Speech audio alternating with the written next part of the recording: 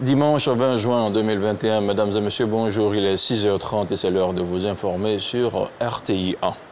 Le président de la République est à Accra depuis hier samedi dans la capitale ghanéenne, Alassane Ouattara, a pris part à la cérémonie d'ouverture du 59e sommet ordinaire des chefs d'État et de gouvernement de la Communauté économique des États de l'Afrique de l'Ouest, CEDEAO. Ce sommet est l'occasion pour les chefs d'État et de gouvernement de la CEDEAO de faire le point de la situation politique, sécuritaire et économique de la sous-région ouest africaine.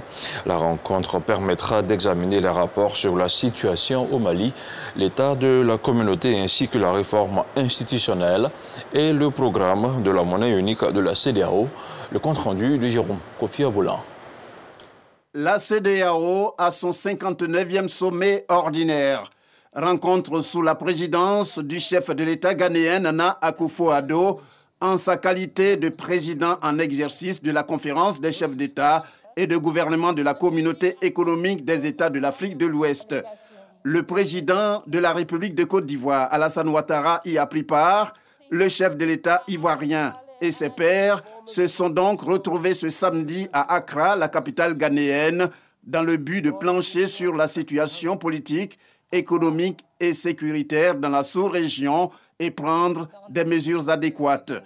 Il s'agissait aussi pour eux d'analyser les rapports sur la situation sociopolitique au Mali, l'état de la communauté sous-régionale ainsi que la réforme institutionnelle et le programme de la monnaie unique de la CEDEAO. Un sommet en une journée, mais c'est largement suffisant pour permettre aux dirigeants des pays de la CEDEAO présents à Accra d'aborder tous les sujets à l'ordre du jour, notamment ceux portant sur la question sécuritaire et sur la crise sociopolitique au Mali. À l'instar du président en exercice de la conférence des chefs d'État et de gouvernement de la communauté, le Ghanéen Nana Akufo-Addo, le président de la commission de la CEDEAO, l'Ivoirien Jean-Claude Brou, a saisi l'occasion de cette rencontre pour en appeler à la solidarité et à la détermination de tous face aux différents défis. En marge du sommet, le président de la République de Côte d'Ivoire, Alassane Ouattara, a échangé avec des illustres personnalités, notamment certains de ses homologues, à savoir les présidents togolais et béninois, pour évoquer des sujets d'intérêt commun. Retour à Abidjan, ici, avec la signature de l'accord de financement du projet de développement de l'agriculture vivrière entre la Côte d'Ivoire et la Banque mondiale. La convention porte sur un montant de 135 milliards de francs CFA. Le projet permettra de valoriser la chaîne de valeur agricole dans notre pays à travers le projet AgriFood. On regarde le compte-rendu de Cheikh Aboubakar Koné. Par ces deux signatures, la Banque mondiale et l'État de Côte d'Ivoire viennent ainsi de conclure cet accord de financement à hauteur de 135 milliards de francs CFA pour le développement de 3 chaînes de valeur agricoles, le manioc, le maraîcher et l'aquaculture, entendez la production de poissons et de crustacés. Cet accord s'inscrit dans le cadre du projet de développement du secteur agroalimentaire en Côte d'Ivoire dénommé AgriFood. Le projet de développement des chaînes de valeur vivrière va offrir de réelles opportunités de partenariat privé entre les acteurs des chaînes de valeur ciblées et renforcera ainsi les investissements pour améliorer et moderniser les segments les plus faibles du secteur. Il devrait contribuer à améliorer l'environnement des affaires, du secteur agroalimentaire et la meilleure coordination des chaînes de valeur vivrière. Ce projet va s'exécuter sur 72 mois et prévoit soutenir environ 600 000 petits exploitants agricoles, parmi lesquels 300 000 femmes, 150 PME et 400 micro-entreprises. Une réelle solution face à la problématique des chaînes de valeur agricole. C'est pourquoi le gouvernement engagé dans ce projet y apporte une contrepartie estimée à 7,6 milliards de francs CFA. Ces investissements permettront de relever les défis dans tous les segments des chaînes de valeur ciblées. Enfin, le projet va promouvoir et soutenir l'émergence et le développement d'entreprises modernes, y compris les petites et moyennes entreprises agricoles dans le sud de notre pays et dans certaines grandes villes secondaires du pays, à savoir Man, Daloa, Gagnoa, Abengouro et Abosso. Les filières agricoles en Côte d'Ivoire font face à de nombreux défis, dont l'augmentation des investissements, la recherche agricole et la transformation agro-industrielle. D'un coût d'environ 2 milliards de francs CFA, un barrage hydro-agricole sera construit dans la région du Bélier. C'est le ministre d'État, ministre de l'Agriculture et du Développement rural qui l'a annoncé. Avec le président du Sénat, Jano Aoussou Kwadio, Koubenan Kwasi Adjoumani, a procédé à l'inauguration d'une école agropastorale à Raviar. La correspondance de Kader Sogodogo.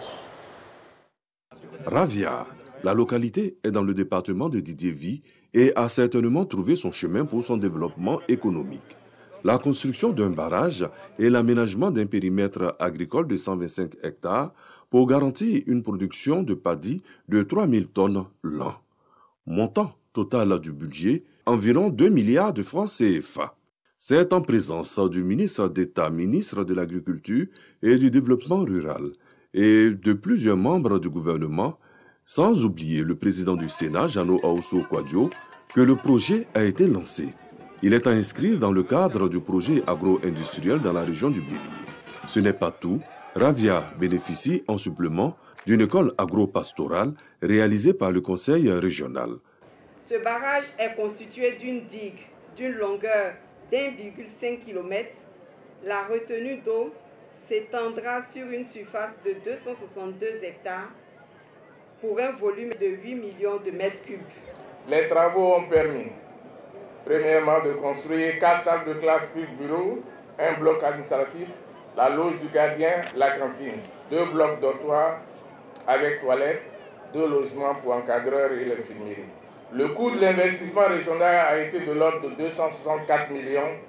La création de richesses au bénéfice des populations reste un engagement du président de la République, Alassane Ouattara. La transformation structurelle de l'économie agricole constitue l'un des piliers essentiels de la politique de développement social et économique prônée par le président de la République, son Excellence M. Alassane Ouattara. Et c'est sur cette vision que repose le programme national d'investissement agricole de deuxième génération, dont la mise en œuvre se fait à travers 9 agropoles.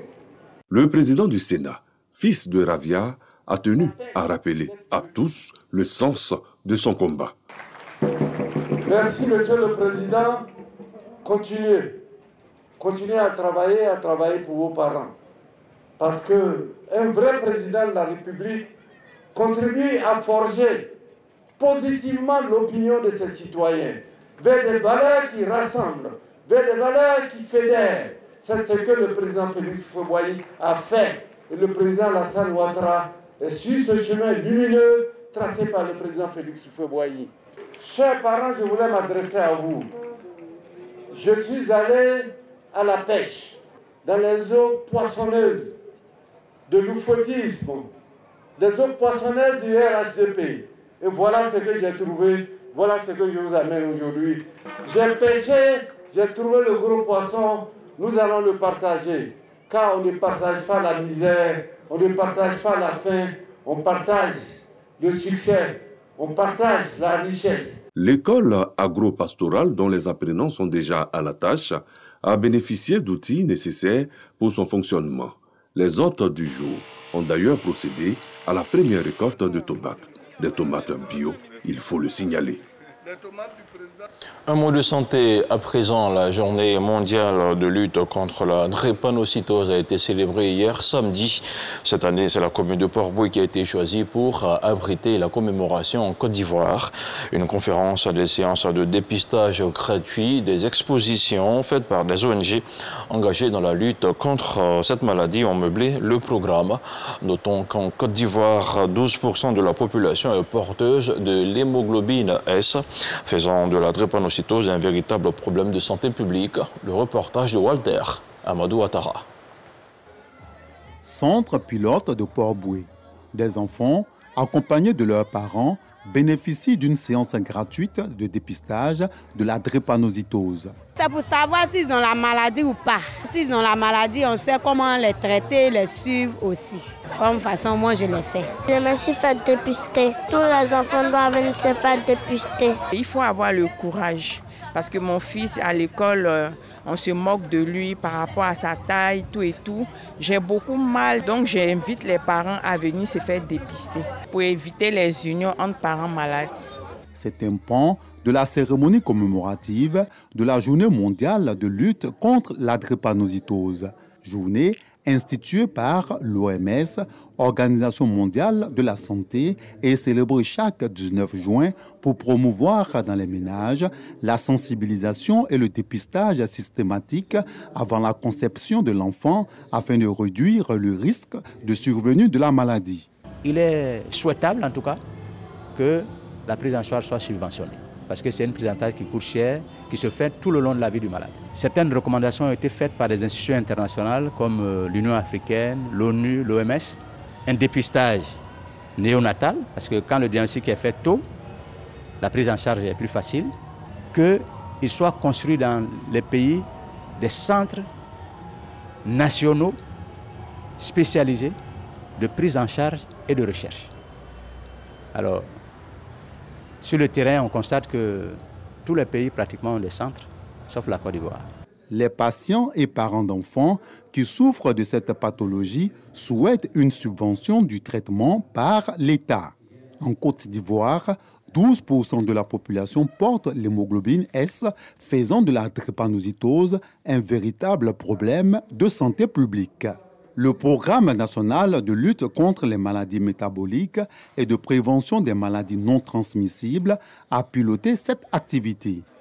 Le ministre de la Santé, de l'Hygiène publique et de la couverture maladie universelle y était représenté par Ambroise Ablé-Ekissi, inspecteur général de la santé. Dans la commune d'Abobo, un festival Woyo, une musique d'ambiance facile qui permet de sensibiliser les jeunes sur le fléau de l'immigration clandestine. En dehors de la musique, des témoignages et une série de projections de films ont marqué la première édition du festival Woyo. Un festival qui a vu la participation d'anciens migrants. On en parle avec Issa Chonayo. Utiliser la culture pour sensibiliser la population sur les effets néfastes de la migration irrégulière. C'est le sens de la création du festival Woyo d'Abobo, deuxième arrêt.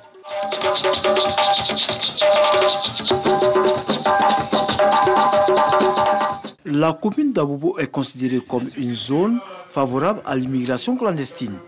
À travers l'art, les organisateurs espèrent amener les jeunes à prendre conscience de la dangerosité du fléau. Il n'y a pas de jour que nous ne voyons pas sur nos chaînes de télévision, dans nos journaux, des Africains, beaucoup d'Africains d'ailleurs, qui en passant par le chemin irrégulier se font avaler par la mer. Nous allons passer par la musique pour sensibiliser. Nous avons aussi touché les organismes spécialisés. Pour réussir le pari de la sensibilisation, des partenaires sont sollicités. À travers nos différentes initiatives, nous essayons de faire usage de tous les moyens pour pouvoir passer le véritable message autour de cette problématique qu'est la migration irrégulière. Et y a-t-il un meilleur moyen que la culture pour faire changer les normes sociales, pour faire changer les perceptions, pour faire changer, n'est-ce pas, les idées reçues qui sont diffusées dans la société. La musique, c'est un moyen très efficace pour pouvoir sensibiliser, pour pouvoir parler des migrations irrégulières. Et le festival Woyo est bien tombé parce que ce sera l'occasion, à travers la musique, à travers les artistes, de pouvoir parler, de pouvoir sensibiliser les différentes communautés, de pouvoir sensibiliser nos frères et nos sœurs en leur disant qu'on peut partir, mais si vous voulez partir, partez de manière légale. Des anciens migrants saluent la création d'un tel festival. Je veux parler à mes soeurs, si vous pouvez m'écouter, mes frères, ce qui se passe là-bas. Ce n'est pas ce qu'on nous dit ici. Donc là, ça nous fait plaisir de partager. Prestation de groupes artistiques, projection de films, témoignages ont marqué cette première édition du festival Woyo d'Abobo deuxième arrêt dans la deuxième commune, la plus peuplée de Côte d'Ivoire. On s'intéresse maintenant à l'actualité internationale. Ce dimanche est la journée mondiale des réfugiés, une journée instituée par les Nations Unies et qui met à l'honneur les millions de personnes contraintes de fuir leur pays d'origine pour échapper à un conflit ou encore à la persécution. Selon le rapport annuel du HCR, l'agence de l'ONU pour les réfugiés, publié vendredi dernier, le nombre de déplacés a progressé de 4% l'an dernier, avec 82,4 millions de personnes, un chiffre 2 fois plus élevé qu'il y a 10 ans. Et puis, hors du continent africain, au Yémen, de nouveaux combats entre les forces gouvernementales et les rebelles houthis pour la ville stratégique de Marib. Dans le nord du pays, on fait 47 morts, dont 16 combattants loyalistes. Des sources militaires rapportent que 6 officiers figurent parmi les 16 combattants pro-gouvernementaux tués au cours des combats d'hier samedi. Les Houthis ne rapportent de leur côté que très rarement les victimes de combats dans leur rang. Et c'est ici que l'on s'arrête pour ce 6h30. Restez sur RTI 1. Retrouvez à 10h et à 13h Hermond Guivet. Quant à moi, je vous revois ce soir à 23h.